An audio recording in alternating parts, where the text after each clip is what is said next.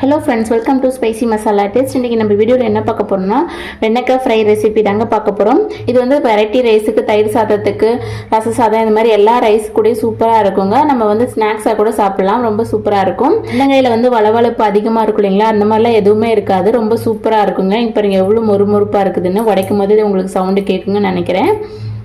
இது எப்படி செய்யலான்னு பார்க்கலாம் வாங்க.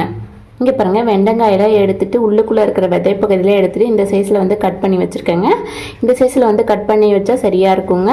நான் ஒரு 1/4 கிலோ அளவுக்கு வெண்டைக்காய் எடுத்துருக்கேங்க. 1 ஸ்பூன் அளவு மிளகாய் தூள் சேர்த்துக்கலாங்க. இது வந்து உங்களோட காரத்துக்கு தகுந்த மாதிரி சேர்த்துக்கோங்க. 1/2 ஸ்பூன் கரம் மசாலா சேர்த்துக்கலாங்க. மஞ்சத்தூள் கொஞ்சம் சேர்த்துக்கலாங்க. உப்பு தேவையான அளவுக்கு சேர்த்துக்கலாங்க. கொஞ்சம் வந்து லெமன் ஜூஸ் புழிஞ்சு விட்டுக்கலாங்க. ஒரு 1/4 ஸ்பூன் அளவுக்கு மல்லித்தூள் சேர்த்துக்கலாங்க. நல்லா கலந்து விட்டுக்கலாங்க. இங்கே பாருங்கள், கலந்து விட்டாச்சு. 1 ஸ்பூன் கார்ன்ஃப்ளவர் மாவு சேர்த்துக்கலாங்க. 2 ஸ்பூன் கடலை மாவு சேர்த்துக்கலாங்க. 1 ஸ்பூன் அரிசி மாவு சேர்த்துக்கலாம். நல்லா கலந்து விட்டுக்கலாங்க. தண்ணி கொஞ்சம் லைட்டாக தண்ணி தெளிச்சுட்டு அதுக்கப்புறம் கலந்து விட்டுக்கலாம். கொஞ்சமாக மட்டும் தண்ணி சேர்த்துக்கோங்க. கொஞ்சமாக தண்ணி தெளிச்சுட்டு இந்த அளவுக்கு வந்து நல்லா கலந்து வச்சுருக்கேங்க. இது வந்து கரெக்டாக இருக்குங்க. இப்போ ஒரு 5 நிமிஷம் ஊறட்டுங்க. நம்ம அதுக்குள்ளே எண்ணெய் சூடு பண்ணிக்கலாங்க. அப்புறம் அடுப்பத்தை வச்சு கடாய் வச்சு எண்ணெய் ஊற்றிருக்கேங்க. எண்ணெய் சூடாகிடுச்சு. பொண்ணு சேர்த்துக்கலாங்க.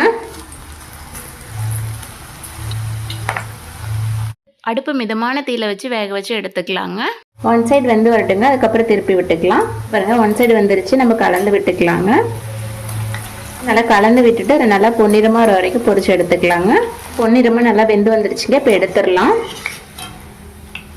இங்கே பாருங்கள், எவ்வளோ சூப்பராக வந்திருக்குன்னு. இதேமாரி மீதி இருக்கிறதையும் பொரிச்சு எடுத்துக்கலாங்க. இங்கே பாருங்கள், வெண்டைக்காயெல்லாம் சூப்பராக பொரிச்சு எடுத்தாச்சுங்க. ரொம்ப சூப்பராக இருக்குதுங்க.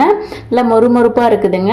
இது வந்து சைடிஷாக வச்சு சாப்பிட்றதுக்கு ரொம்ப டேஸ்ட்டாக இருக்கும். இதே மாதிரி நீங்களே வீட்டில் ட்ரை பண்ணி பார்த்துட்டு உங்கள் ஃபீட்பேக் வந்து மறக்காமல் கமெண்ட் பண்ணுங்கள். எங்களுடைய சேனல் பிடிச்சதுன்னா சப்ஸ்கிரைப் பண்ணி பக்கத்து பெல் ஐக்கன் கிளிக் பண்ணுங்கள். தேங்க்யூ, தேங்க்ஸ் ஃபார் வாட்சிங்.